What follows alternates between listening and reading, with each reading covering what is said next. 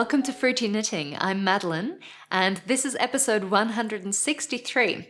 Fruity Knitting is your gateway to knitting inspiration from around the world, as well as some extra snippets of travel, history, and storytelling that we hope adds joy to your life and brings a smile to your face. Now today, you might notice I'm sitting on the couch by myself. Unfortunately, Mum's not feeling very well at the moment. It's nothing serious, but because we have a very busy work schedule ahead of us, we're unable to postpone the filming of this episode. But don't worry, it's going to be a really great program all the same. Today's feature interview is a bit more unusual, and it's going to delight the spinners amongst you and hopefully entice some non-spinners to give hand spinning a try. You'll be meeting the highly knowledgeable hand spinner and German YouTuber Chantimanou Müller, who goes by Chantimanou on YouTube. So Shanti has produced hundreds of videos on YouTube covering topics from the history of hand spinning to fiber types, color theory, and of course how to use spindles and spinning wheels. She's also the author of the German book Spinn, Spindle, Spinn, which is a practical beginner's guide to hand spinning. You'll see that Shanti is really curious and she loves to do systematic research. So she's written some articles and done little experiments on topics like color theory and also how the proportion between the different parts of your spindle affects the twist of your yarn. So if you like to nerd out about these kind of topics, then this interview is definitely for you. On top of that, I have a new project to share with you in under construction.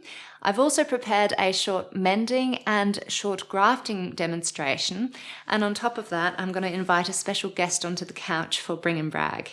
So today is a very special day because I finally finished the Varde Rundfelt sweater by Roma Designs, which I've been knitting for my husband Ryan.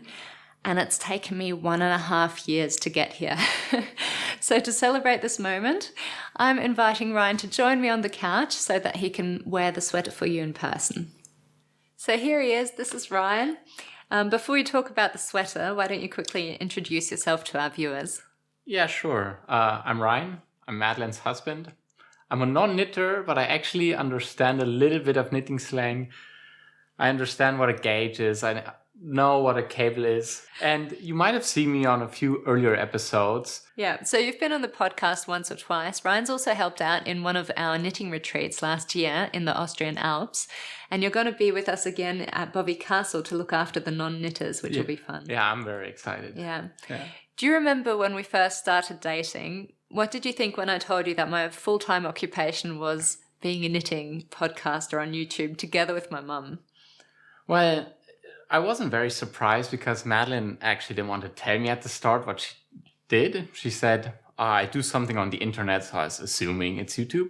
And when she then confirmed it was YouTube, I was actually a bit worried because there's good and bad to YouTube. Everyone knows it. When you watch a video and you're like, why did I watch this video? But based on how much they work and actually then watching one of the episodes, I realized pretty quickly, hey, this is very good quality educational content. So that reassured me a lot. But I have to say, I didn't watch an episode until 2 or 3 weeks in because I hadn't met her mom yet. And I made myself the rule, hey, before you see someone on the internet, you should see them in real person. The rule was for nothing because I did look them up on the internet. And you also got to see my dad. Yeah, I got to see her dad as well. And I always thought in my head it's going to be weird to see them on the internet first and then meet them. But actually meeting Andrea then was very easy. The thing that was a bit more difficult to get adjusted to was actually living with a knitter.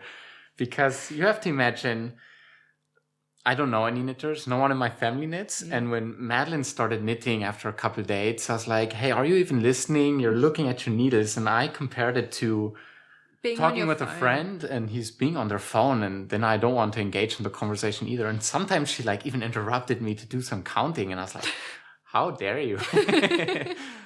Over-exaggerated, of course, but I've gotten used to it now and I don't mind it at all. Sometimes I forget she's counting and interrupt her and I start counting even louder. Yes. Yeah. But you got a nice sweater out of our relationship. Oh, so. I'm very excited to talk about this today. Yes. Yeah. It's been a very long road for this sweater. And actually last episode, it was basically complete. until it turned out that the body was too short for Ryan, which was rather frustrating. And then I decided that rather than rip back the ribbed hem, and add the extra length and reknit the ribbed hem, I would rather cut open the sweater, add the extra length to the body, and then graft the body and the hem back together again. So for that, I used a really easy and simple technique where you graft without using live stitches. I find this technique so intuitive, and it taught me a lot about the structure of knitting. I learned it originally from Lucy Neatby, who we interviewed back in episode 156. And she is such a highly knowledgeable knitter and has done lots of online courses about intarsia, buttonholes, sock knitting, finishing techniques, and much more. So I really encourage you to go take a look at her because she's a highly valuable resource for knitters. Now, getting back to my grafting, back in episode 154, I actually did a more detailed demonstration of how to do this grafting technique, also on the sweater, but at a different section. So this one's just going to be a very quick summary, but you'll still understand the gist of it. On the bottom half of this picture, you can see the stocking net stitch part of the main body. And above that, this piece here is the ribbed hem, which I want to now graft back to the main body after I cut it open and added some extra rows. Now, because both pieces were knitted in the same direction, the knit stitches line up perfectly, and this is called perfect grafting, as opposed to imperfect grafting, where the two pieces being joined are knit in the opposite direction. And since we're not using live stitches for the graft, I added a few extra rows in a contrasting white to clearly mark that last navy blue row on the body, which I want to graft together with the ribbing. On the opposite piece, which has the ribbing, I left 3 rows of stocking stitch before cutting the, actually 5 rows of stocking stitch before cutting the piece, because it's easier to graft stocking stitch than stocking stitch to ribbing. So to mark that 3rd row that I want to graft together with the body, I inserted a bright red thread in the 4th row. So next I take a long piece of yarn, about 4 times of the body's circumference, and I use it to create a new row that joins both of these pieces together. And this is what it's going to look like in theory. I guide the yarn to the back around the base of stitch 1 and bring it to the front again. Then I pass the yarn around the left leg of stitch 2 and the right leg of stitch 3. Bringing the needle first to the back of the fabric and then to the front again. You simply repeat these 2 movements until the fabric is completely grafted together. Okay, so here is me doing it in real life. I pass my needle around the base of the stitch above. This is the right leg and the left leg, and pull the yarn through. There you go. And now behind the left leg of the bottom stitch and the right leg of the stitch next to that. You always want to make sure that you're doing this quite loosely, because it's easy to tighten the grafted row after you've grafted everything together, but it's much more difficult to loosen a grafted row that's already been done too tightly. And there's a way you can do these 2 steps in one. I'm going through the left and the right leg, and then I go around the base of the stitch above that. And that's just a bit faster.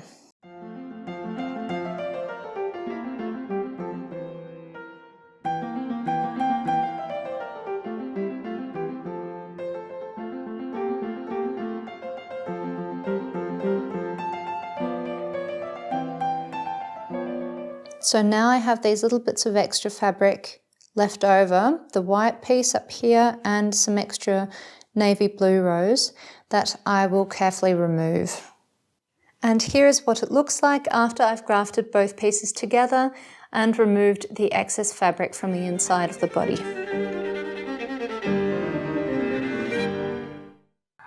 So how long did the grafting take? I would say in total it took me between 5 to 6 hours, which sounds like a very long time, but I'm not sure I would have been that much faster had I had to reknit the whole hem and also done the tubular bind off on the bottom, because that's a very time-consuming process. Either way, I'm really happy I did the grafting because it was good to practice it again. And before I was able to give the sweater to you, there was actually one more thing that I had to take care of. I recently discovered this little hole in Ryan's sweater, and actually it's very easy to fix, so I thought I would demonstrate that for you now. First of all, we want to find out which stitches are missing in this section. So we've got a great comparison over here. These are basically look like lots of A's rowed up next to each other, and I'm missing this column and this column. So you can see that there, and that's the 2-stitch column. I'm going to count exactly how many stitches have been preserved in each column so that I know which stitches are missing. This column has 1, 2, 3, 4, 5, 6 stitches, and this column has 1, 2, 3 green stitches on the bottom, and I can find another 1 and 2 stitches on the top. Now with colour work, sometimes it does happen that for example, this green colour hides behind the blue, so you need to be a bit picky when you have a look for those stitches, but as you can see, I have 2 stitches on the top, 3 stitches on the bottom, which means I'm only missing 1 stitch in the middle. Next up, we've got the column of 2 green knit stitches. I have 1 fully preserved green stitch at the bottom, and I'm missing the second one. So that second one is in the same row as this missing stitch here. Because I'm only missing 2 stitches in row 4, I'm going to treat this as a simple grafting project where I connect rows 3 and 5 together and thereby recreate row 4. So obviously it's just these 2 stitches that are missing, but I want to secure my thread, which is why I'm starting over here. And these stitches that are preserved in row 4 will simply be duplicate stitched. I pass my needle behind the left leg of the stitch here and the right leg of the stitch next to that. Pull the yarn through and leave a bit of a tail that I will weave in later. Then I go up to row 5 and pass the yarn behind that stitch. And I'm right now recreating the right leg of the stitch in row 4. Now I'm recreating the left leg in row 4 by passing my needle underneath the left leg of row 3 and the right leg of the stitch next to that. So it's really simple. I'm going to leave this pretty loose because I can always adjust the tension later. Repeat that step behind the stitch in row 5.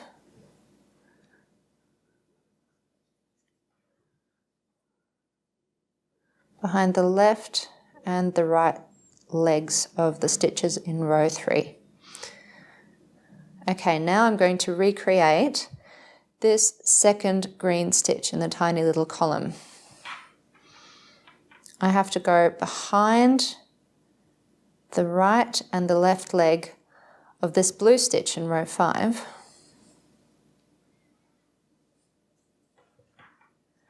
And then behind the left and the right leg of the stitches in row 3. Beautiful. One more stitch to go and then we'll have fixed the hole.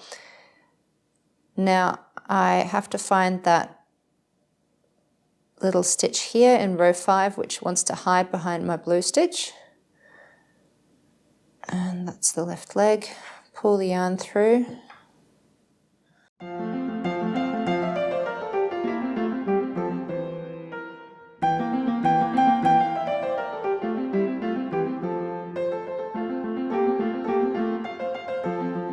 There we go, the hole is gone, but I'm going to continue duplicate stitching a little bit to secure my yarn.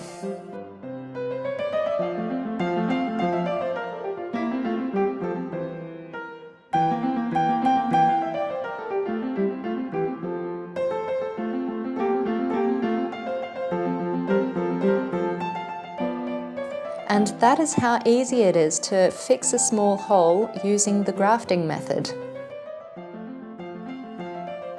So I hope you enjoyed that little mending tutorial. I find the topic of mending really exciting and also quite satisfying to watch. So if you have any other mending techniques or challenges that you've come across, then share them down below in the comments because I would really like to hear about them. So Ryan, do you have any comments? Do you like your sweater?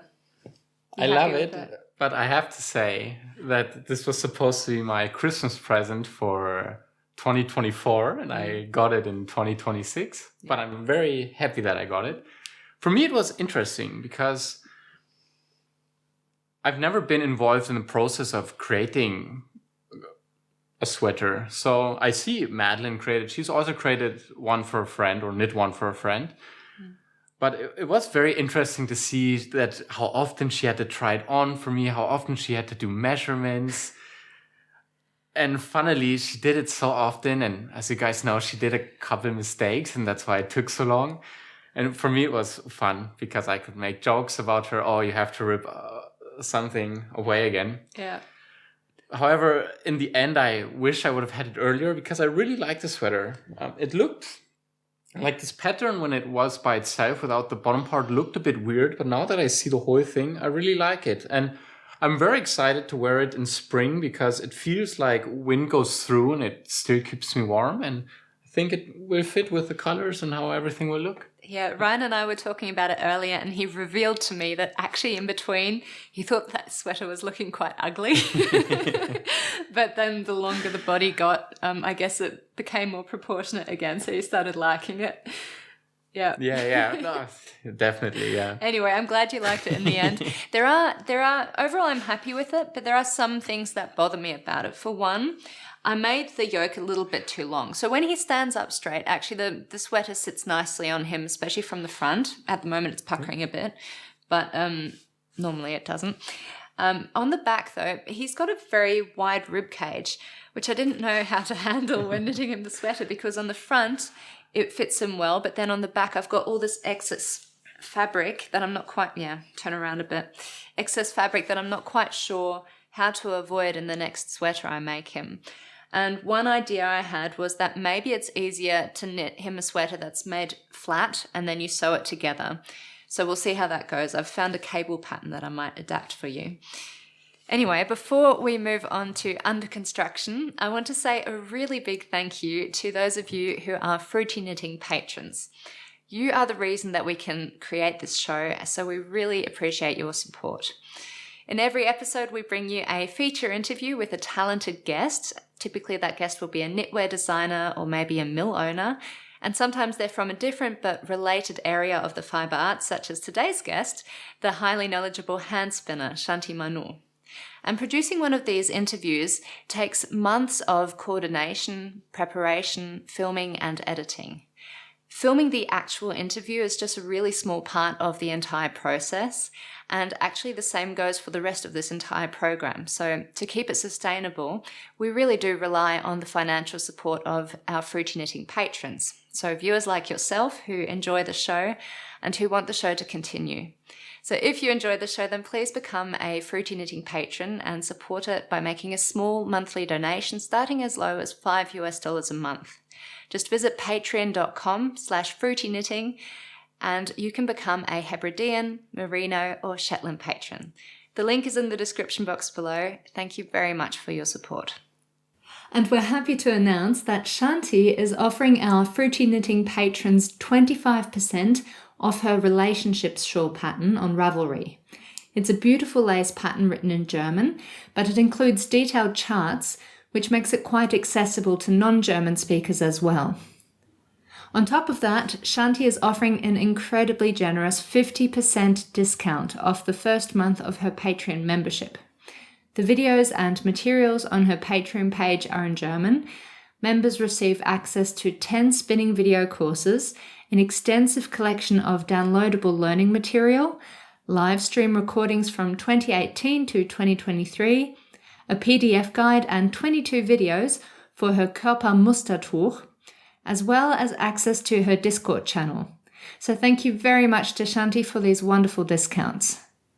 So last year, we started collaborating with the artisan spinning mill, John Arben Textiles, to produce our very own yarn range, which we're calling Artisan Fibres. Now, we chose John Arben Textiles for their ability to create these beautiful heathered yarns, which they're known for. And they are able to do this by blending together various pre-dyed rovings on their gorgeous vintage machinery. Now, our yarn range is starting off with 8 different colours. I've already tested our bright pink Lily Pilly on the Elizabeth blouse by Petite Knit. I really love this colour. And now I'm trying out what I think is going to be our best seller, the white Opal, on a brand new design that hasn't even been published yet. So back in episode 157, we featured Rachel Ilsley, the knitwear designer behind Unwind Knitwear, as our knitter of the world. I think this is a fantastic segment because Rachel's designs are incredibly delicate and beautiful. So if you haven't watched it already, I highly recommend you go back to see her in that episode. Rachel is probably best known for her beautiful stranded colourwork garments, but she also does stunning lace and cable work. Many of her designs are inspired by the works of other artists, so whether it be a piece of music, a mural, a sand sculpture, or a tattoo even. We were so impressed by Rachel's designs that we actually recently reached out to her and asked if she would like to design something in our yarns. She said yes, which we feel very lucky about, and her design is called Alcoves. It's covered in this delicate cable work, and currently it's still in the test knitting stage, so I've started knitting it, which I guess makes me sort of a test knitter for the first time. In case you're not familiar with the word alcove, an alcove is a small recess into the wall, often shaped like an arch. Sometimes they can hold a decorative vase or statue, and other times they're large enough to sit inside. The more expensive alcoves from the past were often framed with ornate geometric patterns or flowers made from wood, stone, or plaster. Rachel's design reflects this style of ornamentation by featuring lots of beautiful, delicate cables. There are 3 vertical cablework panels on the front and on the back, along with cables on the sleeves.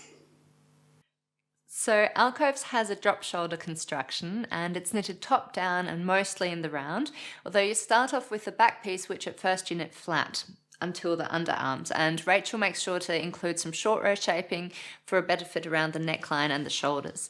After that you pick up stitches around the shoulders to knit the 2 front panels separately until they're finally joined around the neckline.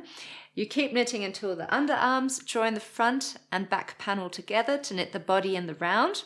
And once you've done that, you pick up stitches around your armholes to knit the sleeves, and finally pick up stitches around the neckline to knit the neckline, which I think is ribbed. Yeah. That sounds super complicated. I did not understand it. Well, I mean, I won't explain it in detail, although it's a pretty standard construction for most sweaters these days that are knitted top down and in the round. But yours is more simple because it's a yoke, so you knit everything in the round in one piece. Mm-hmm. Whereas my sweater that I'm knitting now, you knit the back, then you knit the front, and then here you start knitting in the round. Oh, okay. Yeah. So it's a bit different. And it's not super difficult, but it requires a lot of concentration with this pattern because you immediately start off with cable work. So as you can see here, I haven't knitted too much yet, but you can see the beautiful cable pattern slowly develop, and I'm really enjoying that because I haven't knitted cables in a long time.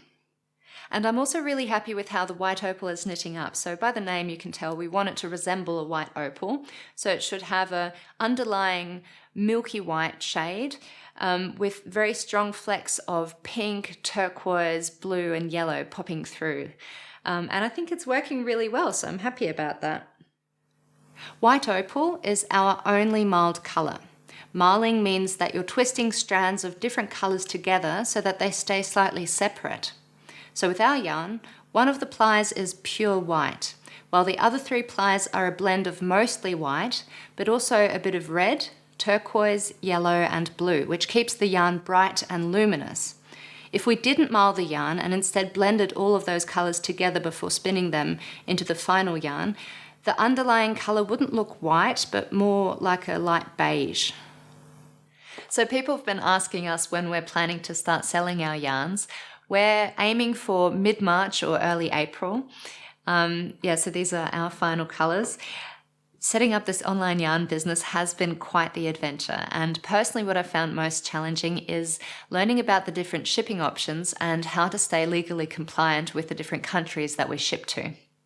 We've also been building our yarn website, and we recently hired a professional photographer to take photos of our yarns. Now, of course, we have our own video equipment and we do sometimes apply color correction to our videos, but we don't have the professional equipment and programs to create highly accurate and color accurate and very detailed images like these. Because for us knitters, seeing the true colours is so important when we buy yarn online. So that's why we hired a professional photographer who shoots in what's called raw format. Raw images, they contain a lot of data.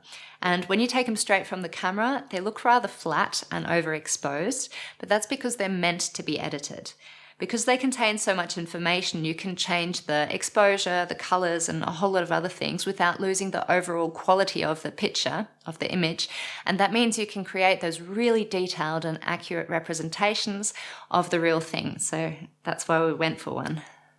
This is us with the photographer, Matthias Wenger, who was incredibly patient as we carefully obsessed over every minute detail during the editing stage. We constantly compared the adjusted images with the original ball of yarn to ensure that that subtle heathered effect was visible and that the shades were accurate. We took both individual and group photos and even included some props to highlight the different tones within each colourway. It was a very long day, but a fun experience, and we're very pleased with how the results turned out. Coming up now is our feature interview with the highly talented and knowledgeable hand spinner, Chantimanou. This interview is really interesting for spinners and non-spinners alike. Shanti shows us some basic tools that early humans used to create thread, and then she explains the basics of spindles, how to use them, and also how to prepare raw sheep's fleece for the spinning process. She then gets out her spinning wheel to demonstrate the difference between a worsted and woolen spun yarn. And finally, we take a deep dive into colour theory by blending together different pre-dyed rovings to create brand new colours. And this part is particularly interesting because Shanti points out how some colours on the colour wheel tend to tone each other down to create more murky colours once you've blended them together, whereas other colours complement each other to create rich and vibrant tones. So enjoy the interview. And thanks for spending time with us today. Yeah, and we'll see each other again in March. Bye. Bye.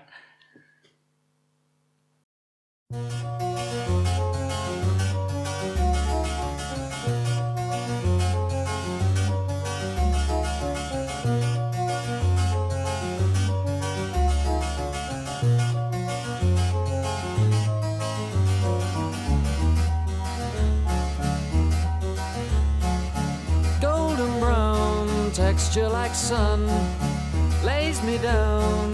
With my mind she runs throughout the night.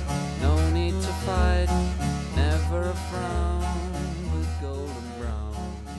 Welcome to Fruity Knitting. My guest today is Chantal Manou-Müller, also known as Chantimanou. And Shanti is a very passionate hand spinner, and she's spent years researching and experimenting with the craft, and Shanti shares her knowledge through workshops and also through her German YouTube channel, Chantimanou. And her videos cover everything from the history of spinning to colour theory, fibre types, and how to use both spindles and spinning wheels. So we are so excited to learn from you today. Thank you so much for coming on. Thank you for having me. So you're very curious and you take a very systematic approach to spinning, which I appreciate. Can you just briefly say something first about your own journey as a spinner, and then say what viewers can expect to find on your YouTube channel? So I started off in a different industry, as in the travel industry.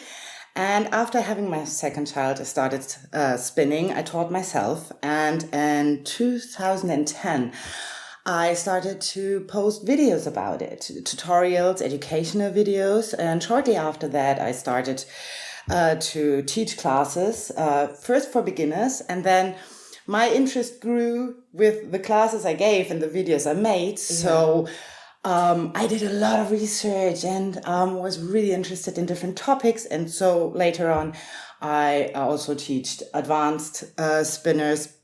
And in 2015, I think, I published a book, Spin, Spindle, Spin. It's like a beginner's book Manual, about hand spinning with the spindle, and really a little manual.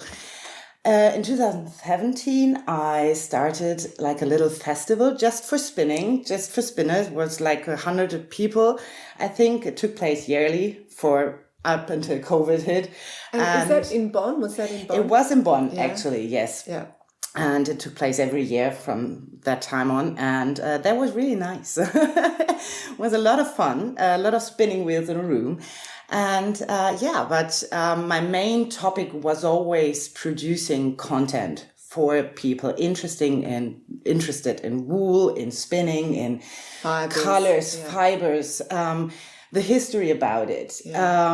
Flax, I started to grow flax, so I really deep dived into different topics and tried to explore everything there is about spinning and fiber. Yes. Well, we're very lucky to have you on the show today. I'm really excited to learn, because this is an area I know very, very little about. Mm-hmm.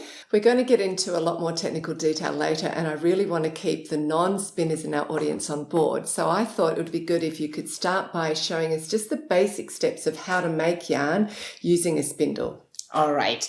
It's really easy. We just have like 4 steps.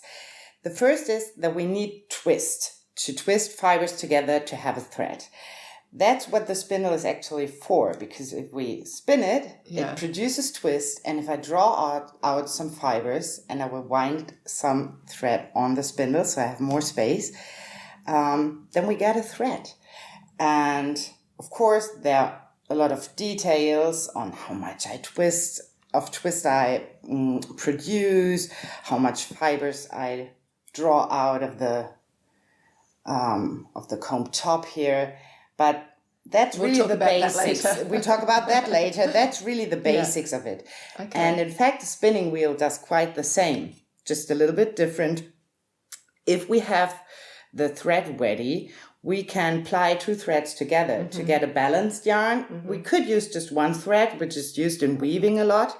But for knitting, for needlework, we normally take 2 threads and ply them together. So we have 2 threads here, and they would be plied on a spindle or on a spinning wheel in a different direction so that the twist gets taken out and we have a balanced yarn.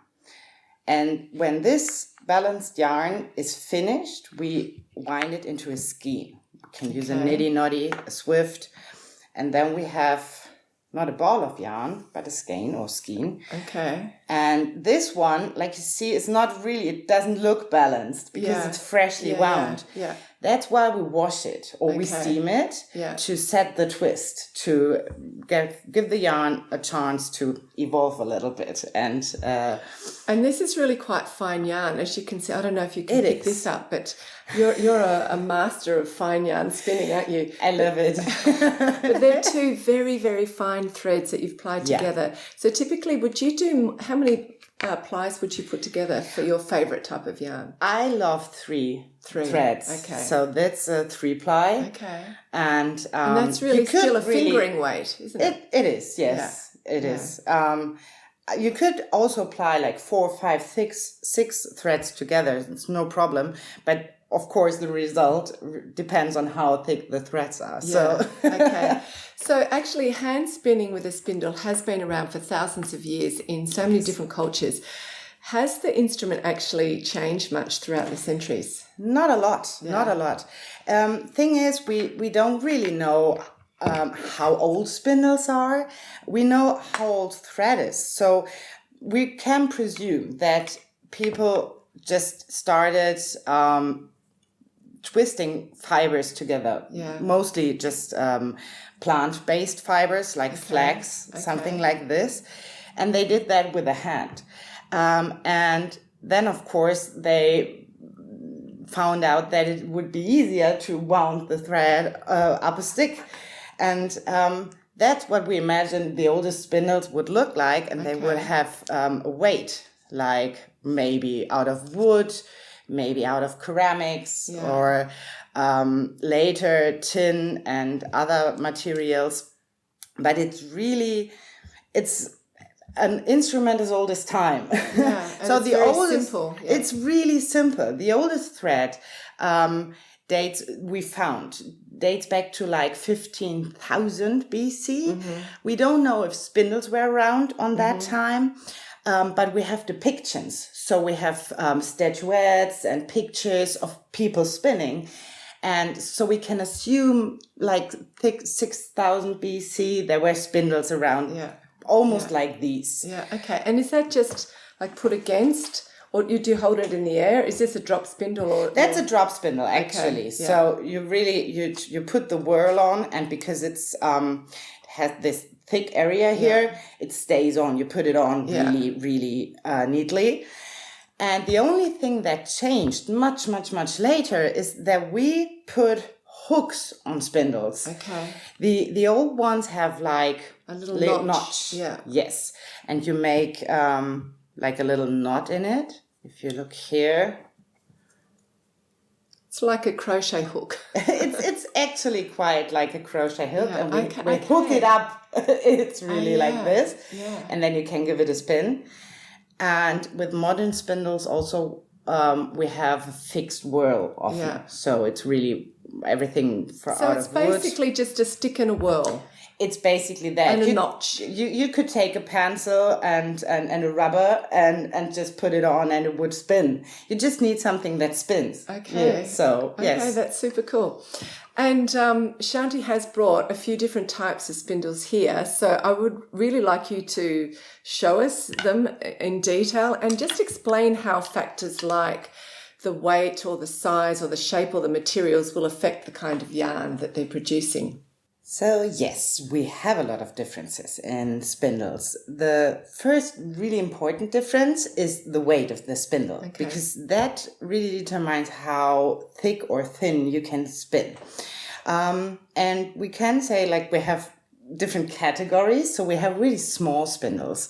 Some people call them lace spindles as well, because they are made for lace yarn, or you spin automatically lace yarn. So these spindles normally weigh like 10 to 15 grams. Some are lighter.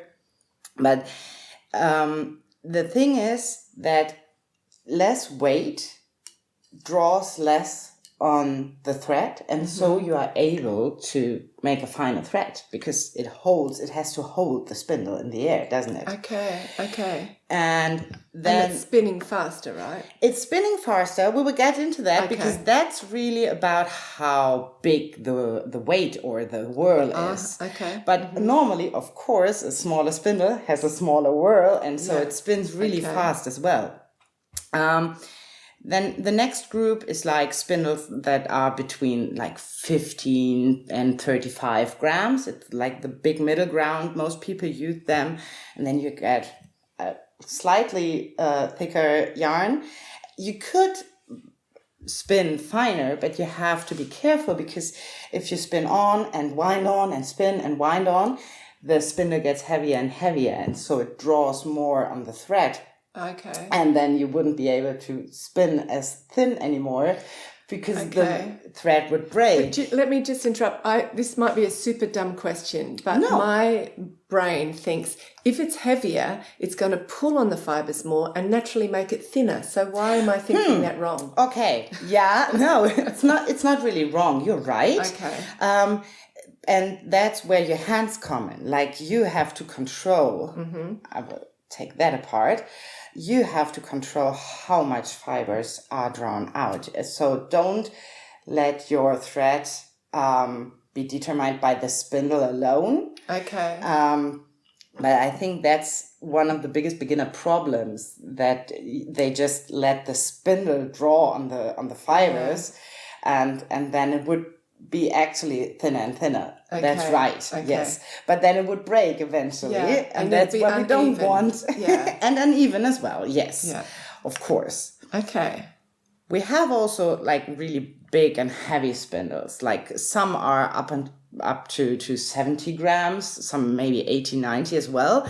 These are for really thick threads. So like the one we have on here, and it's like cramped up a little bit in the hook.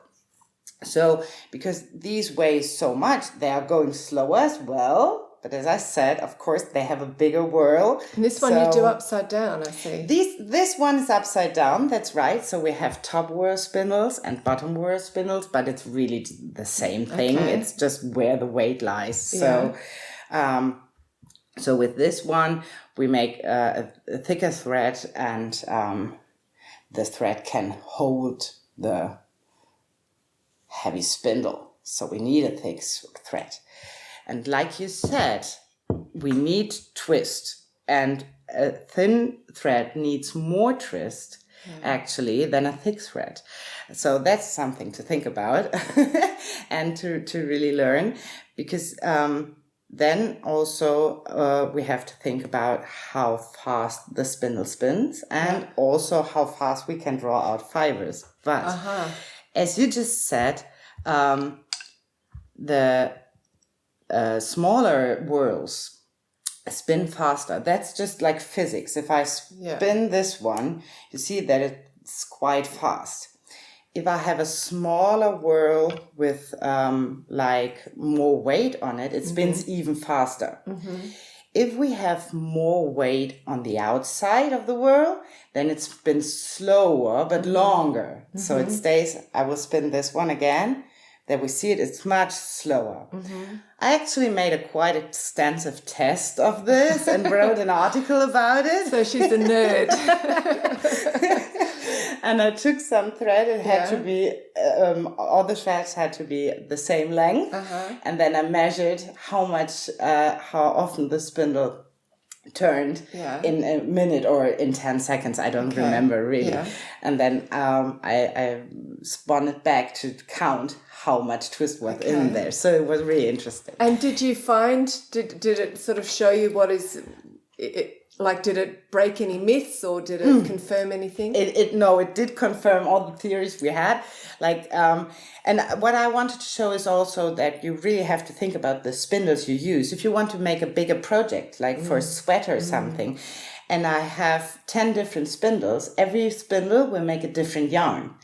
And even if I try to really draw out the fibers evenly, but one produces more twist and then it cramps the fibers together, the other produces less twist, and then I have a looser yarn. And looser yarn.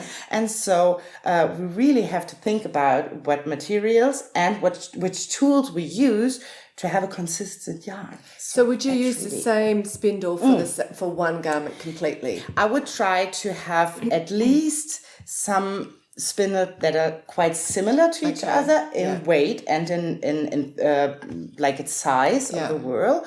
Or what I really like are this modern but medieval style spindles with the interchangeable whirls, because then I can have like here a full spindle, I take the whirl off and I take a new spindle and put the whirl on again. So that's my preferred method. Okay, that's amazing.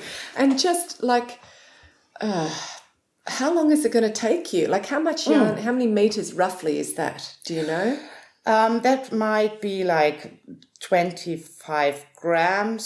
So I would assume like 200 meters, maybe more. That's really, I'm not counting meters all the time. No, but and you've actually got to do 3 times of that to at make least, it into a 3-ply. Yeah. And then I have like 75 grams of yarn, don't I? So I would do a lot of more spindles, but in terms of time for a spindle like this, to get it like full, I would need like 2 afternoons, maybe 1. It depends on the technique. We will talk about that later as well. 6 hours or something? Yeah. Okay. Like 6-7 hours maybe for 25 grams. Yeah. So that's not 100. Wow. Wow, that's amazing. It takes time. But you can do it in front of television, right? I can do it, You can do it without probably sleeping? read.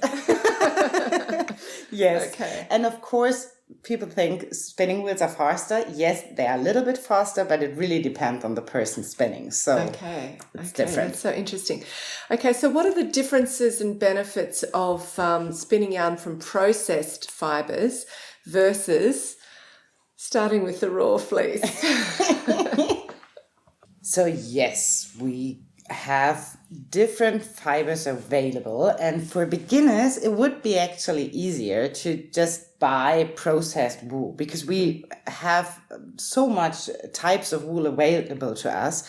There is comb top, there is like carded fleece like this one, and then we have roving, which is also carded, but it's like stretched out. Okay. So these are really easy to spin, and you would skip the steps you would have to do when you work with raw wool. But if you want to do it, you can. It's fine. It's a lot of fun, but it's a lot of work as well. So let's see. We have some raw wool here. You just smelled it.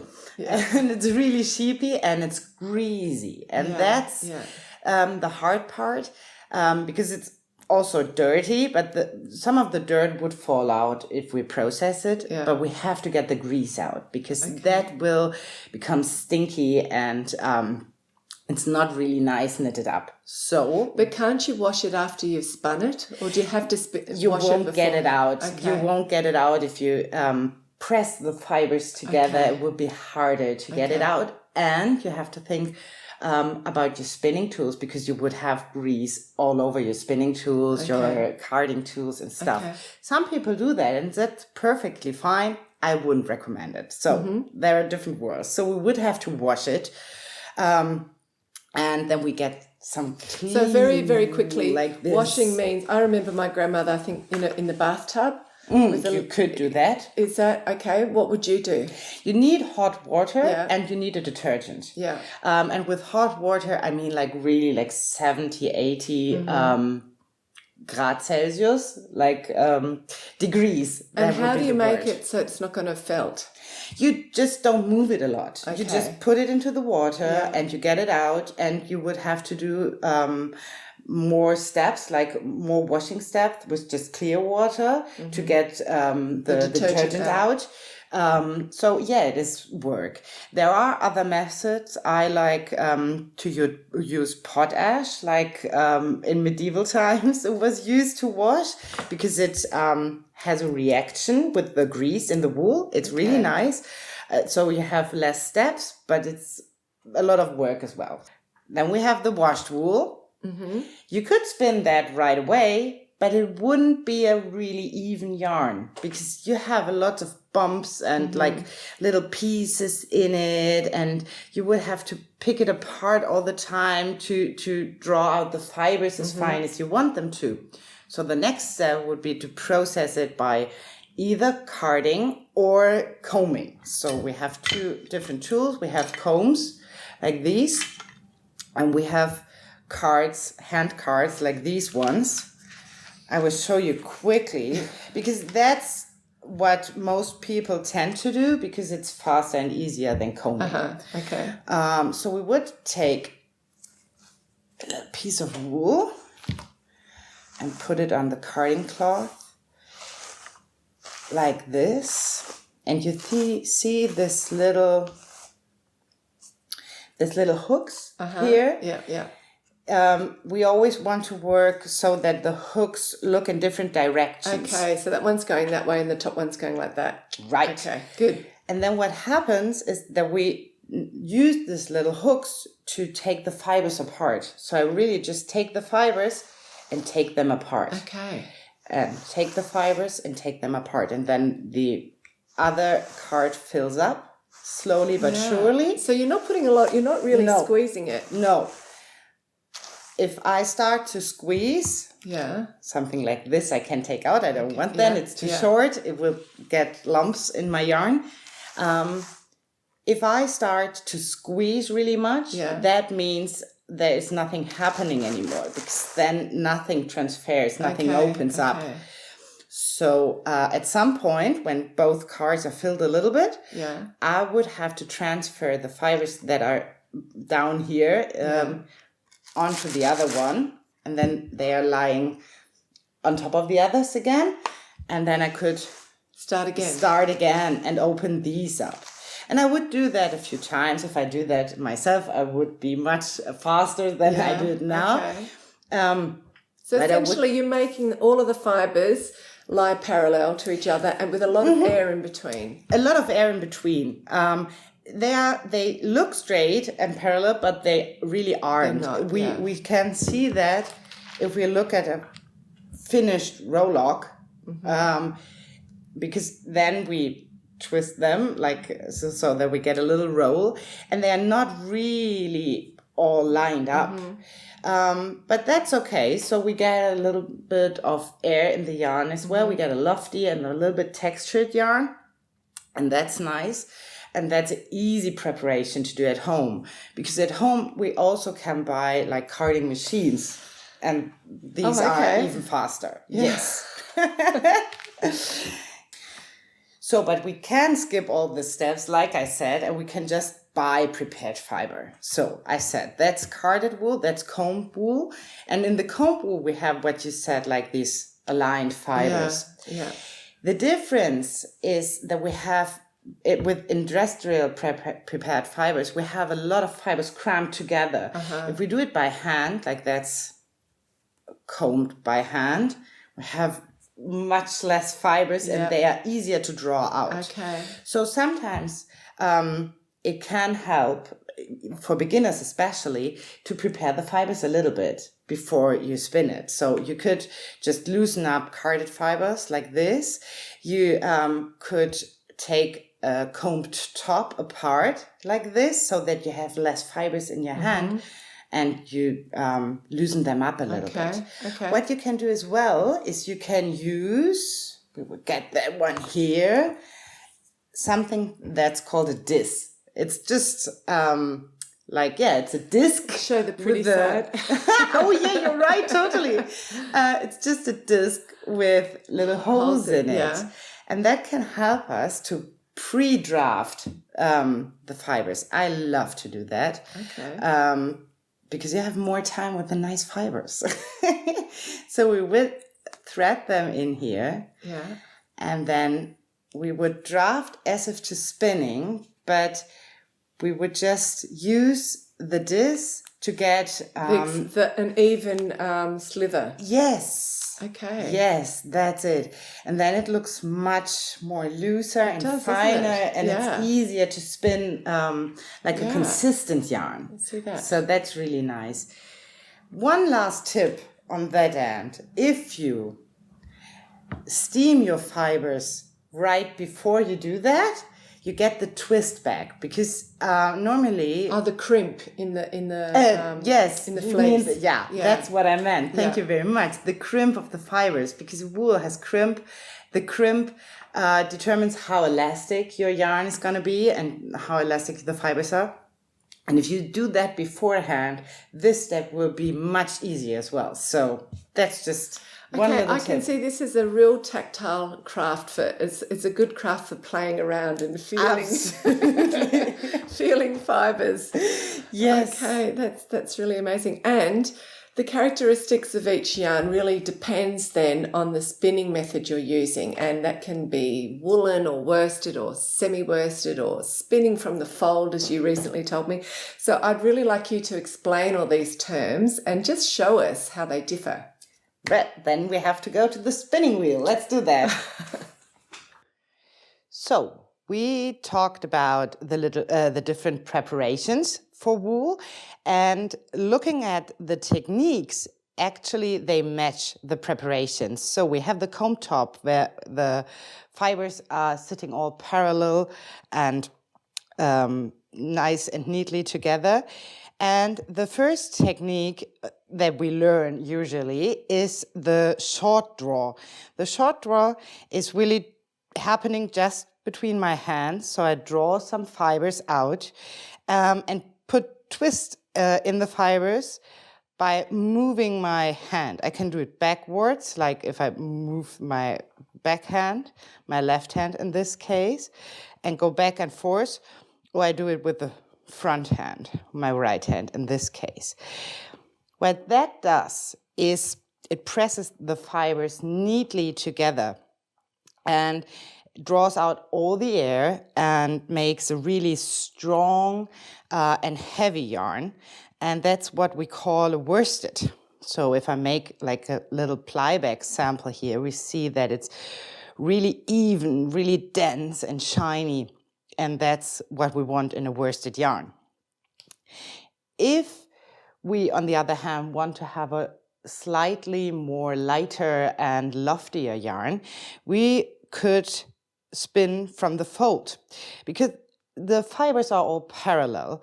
And if we would break that up a little bit, if we spin them from one side, then we get a little bit of a looser and warmer yarn as well, because there will be a little bit more air between the fibers. We can do this in short draw as well, like we did before. It will be kind of a little bit more uneven, but it depends on the skills, how uneven it gets, really. So it's something you just have to try and do to get better at it. So, and then we would have an example where it's a little bit hairier on the outside and a bit more squishy. So that would be like a semi-worsted. The preparation is a worsted preparation, but it's not spun worsted or in short draw. So, because we broke it up. So, next step to an even loftier yarn would be spinning in a long draw technique. And the main difference when I switch from short draw to long draw is that I work with the twist that's produced by the spinning wheel in my drafting area. My hands are moving away from each other. So what that does is always when the twist comes here and catches the fibers, there is air trapped between the fibers. And so we get a loftier yarn and a warmer yarn at the end. On the other hand, because I'm not like pushing the fibers together with my front hand like this, like I did before, we also get more fiber sticking out of the yarn. And that makes for more texture and a little bit more lively looking yarn, and even more uneven. But that doesn't mean that all woolen yarns, are uneven per se, but they are more uneven than a worsted yarn. Now I get them mixed up.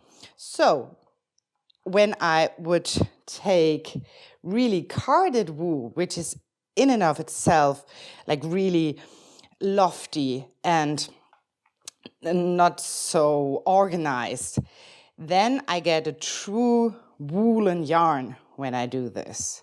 So that would be the other end of the spectrum. Now I have to find the right point to draft out. Now I've got it because I changed rules, and sometimes that needs a little adjustment. So as you can see here, it gets even, but it's actually more uneven than the worsted. So if I make a plyback sample of that one as well, maybe we see a little bit of that squishiness and a little bit of that unevenness, and it's a little bit more lofty and has another type of shine. It's actually quite matte and has another elasticity to it, and it's finally warmer. I will show you quickly 2 examples of Shetland wool where we can see these effects from the different techniques and preparations knitted up, because in the worsted version here we have much more stitch definition. We have much more light reflecting, so it's shinier and it looks more organized, and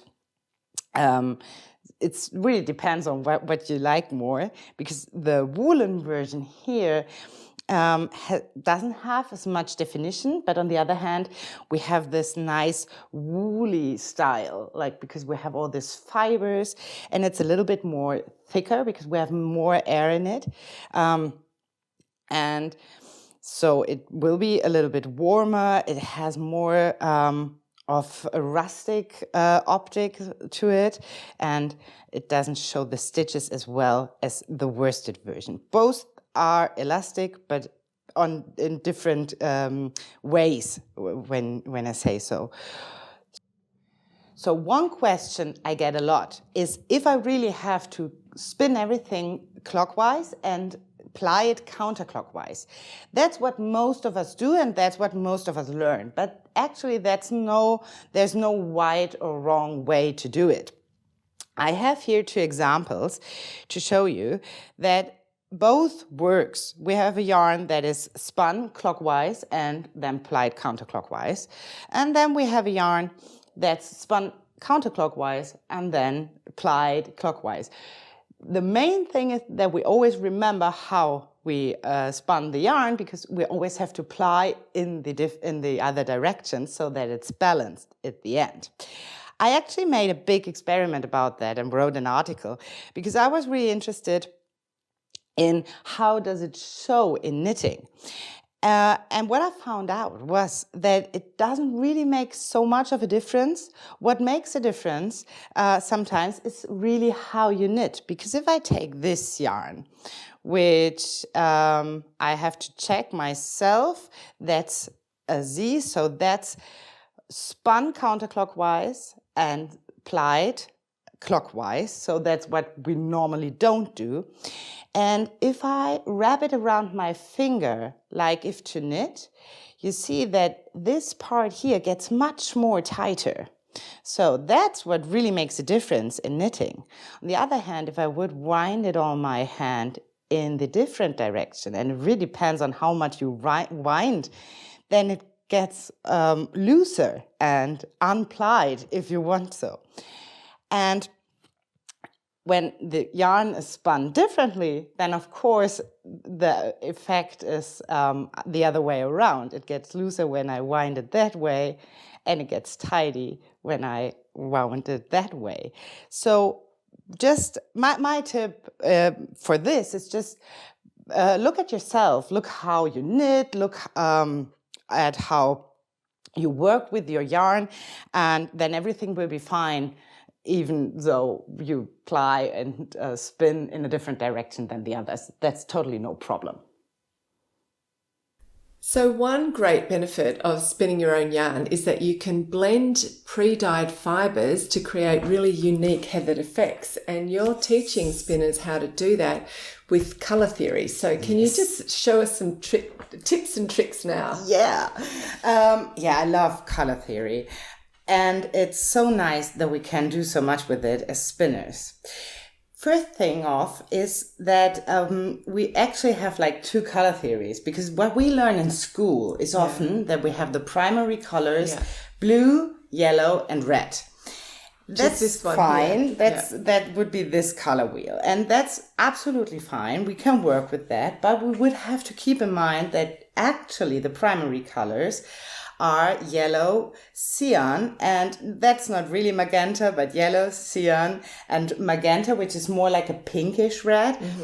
That's where CMYK comes from, which our printers work with, because we get a bigger range of colors. If we mix like yellow and cyan, we get a much brighter green in between and more transitions.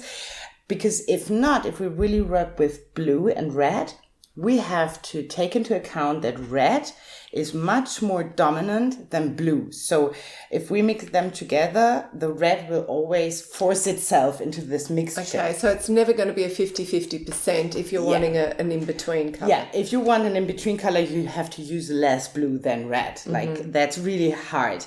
And the same is with blue and yellow. Blue is much more dominant. And so there you would have to think about how you mix the colors as well. So that's just for the back of the head. And you were a dyer. I was, As a dyer, were you using the magenta and cyan color wheel? I really just learned about it when I started dyeing. I dyed fibers for a long time. And I tried to use it, but most acid dyes we get to buy for dyeing fibers and yarn are really based on the red, blue, and yellow thing. On the old, So, old color wheel. not all, but you have to have a look out for that. So some dye producers have lots of colors, and then you have more to look Options. for. Yeah, more Okay. options. Yes. So next up, when you use this theory, you can make really nice, you can produce really nice colors yourself by carding. And there's much difference between dyeing and like mixing up colors. We put these away a little bit. If I mix up two dyeing solutions, then I get a really new color. Yeah. If I card them together, if I use carders, and we see that in this shawl as well, you get like the illusion of a new color, because the fibers itself don't change the color, do they? Yeah. And so we have really vibrant, really vivid colors. And depth of color. Depth of color. We get like a little bit of tweed, maybe. It depends a little bit how much we mix them. Okay. You can also see that in these examples here, which are Rolex, from a dyed top, which was like in this lilac and like green. And then I tried to have more transition and carded up this in between colors so that it looks a little bit nicer. Okay, so here it's got more of a percentage of the bright green and very, very less. Yeah. Sort of 50-50 maybe, or... Yeah.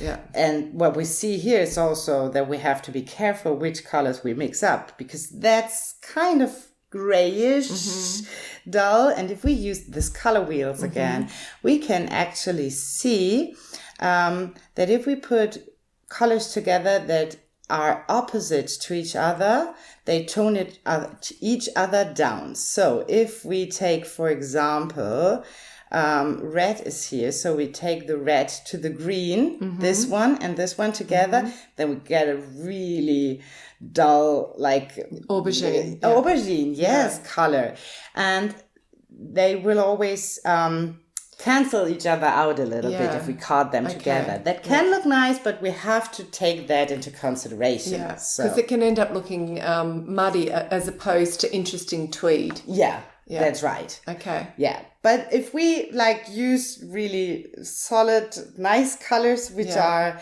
on the same side. These are very similar, aren't they? These are really similar. These are both warm colors, this red and this yellow. And normally we would think, so that's just an orange. It's a dyed orange. But if we would card them together, we will see a little bit how it would look and the difference between just like this orange.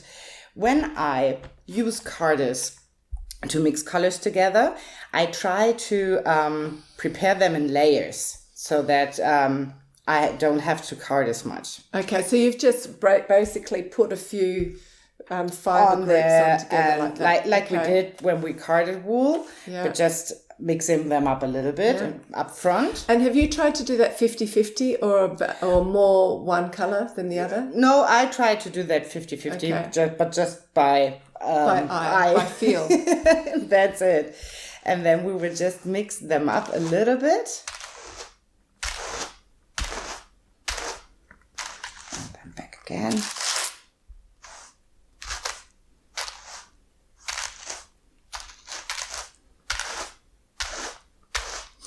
So I can imagine if you're doing this for a full jumper,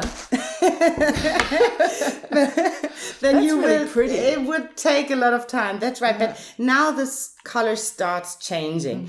We could do more and more, and you can see the orange bits more there. Yeah. Here it's still streaky a bit, but that's interesting. And then always, if we take it off like this now. Yeah.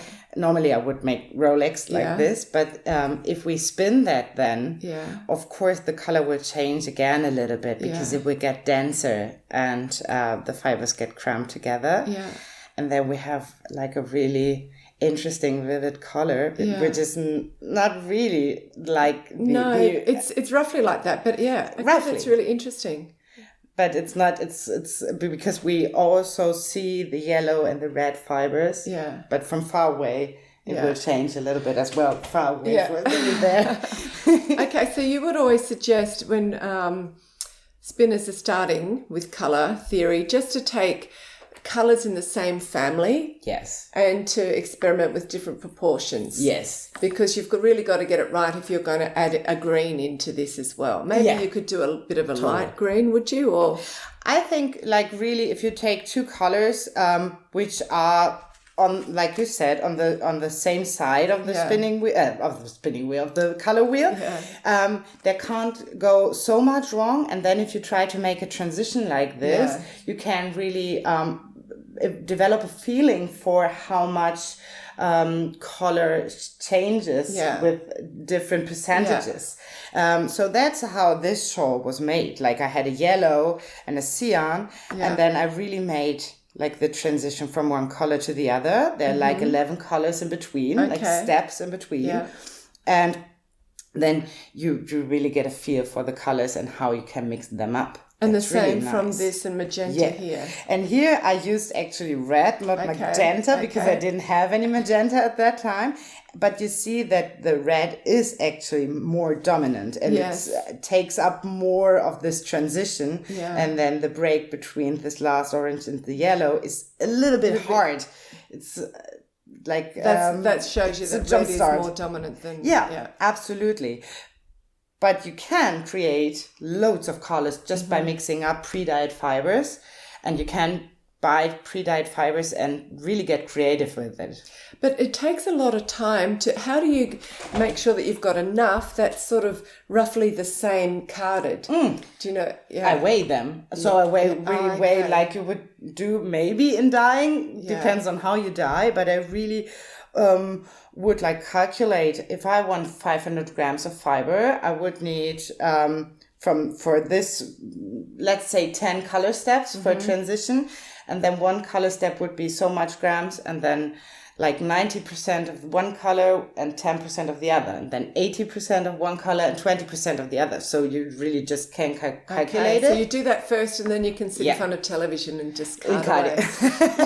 That's it. Yeah. It takes a little bit of time, but it's fun. Okay, that's really interesting. And underneath here, you'll see all these beautiful colours on the shawl here. This you've woven. Yes. And we've also got some gorgeous knitting here, showing your different yarns. So take us through some of these finished projects, and we'll end the interview with seeing your gorgeous finished projects. That's a rainbow experiment I did. A few years ago, I had coarse fiber that I dyed in rainbows, basically. And then I had spun 3 yarns, which were a rainbow in and of itself. And then I love weaving as well. So what I wanted to experiment with was, how do these rainbows work together? So I had one rainbow yarn, or two basically, in the warp, like this way. Yeah. So it progresses from yellow to green to red. We see that. And then in the weft as well. And so we see a lot of change in the colors, and it looks kind of magical. I like it very much. At home, it stays on the wall. It's a picture. It's too coarse to wear. It's not a shawl. And it's a twill weave, so it's like a little bit stretchy on the bias. Stretchy on the bias. And the diagonal lines we see here also determine a little bit how the colors are sewn for us. Yeah, so the colour rainbow is crossing each other like this. Yes. We have a lot of rainbow, and we can see it if we put that here, the differences and how the outer edges really present themselves. And here we have a lot of red going on. Yeah. It's really interesting. Yeah. It's gorgeous. Okay. And something completely different here. So this one is a shawl I made of a top first, a combed top. I was gifted. It was dyed. And I had spun a quite loose 2-ply yarn. And what fleece? It was Puntas Arenas, which is from Peru, I think. And so Latin American wool, which was first for me. It's not really soft. It's a little bit coarse, but not like really, really itchy or so. So that's why I tried to spin it really soft and loose.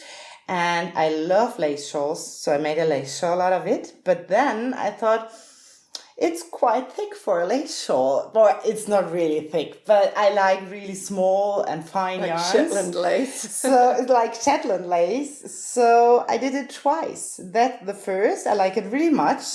But then I have a second version of it. But very quickly, what about the dyeing? Did you dye this as well? Or No, how did this work? as I said, it was gifted to me dyed, pre-dyed. Okay. And I like the colors really much. Yeah. Because they're so muted and it's nice, different. There's a little bit of pink in there, like hidden. Yeah. And this dark green speaks to me as well. So I liked it really much, yes. Okay, and here is a thinner version, and that's the leftover yarn. Yeah, because I made exactly the same pattern and with a singles yarn then, because then I took the same wool and made a singles yarn out of it, which is not plied. And then I needed much less yarn because I had a lot of meterage. And we see also that the colors are a little bit different in a singles yarn. It's brighter. Also, it's a little lighter. bit brighter, yes. And the yarn is a little bit looser and woolier, so it feels a little bit softer and a little bit sticky as well because we have more fibers lying around. But I think the lace is really nice with this really fine singles yarn. I don't know how much meters I've spun here. That is super fine. It's super fine. It's very delicate. I like this version a lot better, I'd have to say. Just that it's so sort of ethereal. Yeah, it's really like an heirloom piece. I don't wear it actually at the moment because I'm so afraid that I break it because it's really, really fine. Yeah. But it gets much stable when it's knitted, isn't it? Like you can probably break it fairly easy here on the Mm-hmm. That's right. That's totally gorgeous. Okay, now this is sort of another experiment, so to say, isn't it? Everything I do is an experiment, I think. Yes, because here I had two different kinds of wool and two different kinds of yarns. So what I used, the gray wool is a Shetland. I carded myself. So it's a nice middle range wool, which is warm, and I made a woolen yarn out of it. Okay. So that's really textured, really hairy and warm and lofty. Yeah. And then I had this dyed top, this blue-green one, which was merino with silk. And that I had spun worsted. So it was a really smooth sleek yarn, really shiny. And I tried to combine them. And then I found this slip stitch pattern. And that's really a good way to combine them because normally I wouldn't recommend combining a worsted with a woolen because they are so different. But if they really get switched up with every stitch, then it really works well. And then we have this nice color, this nice shiny worsted yarn, but the warmness and the coziness of the woolen yarn. And that's really, really nice. Okay, good. And I just noticed how fine all of her yarns are. She really does. I love knitting with fine yarns too, actually. This one's fine as well, yes. Okay, so this is a woolen spun. Why did you want it to make it a woolen spun, and what is the fleece? So that's a mixture of Shetland wool and Manxlachten, I think it's pronounced. And first off, I wanted this color transition again, like we talked about in the colors section. And then I have had a woolen yarn spun because I like it when it's a little bit fuzzier, a little bit textured and warmer and a little bit loftier. So I think we can see that here really well. And we see that is a 1 ply, 2 plies?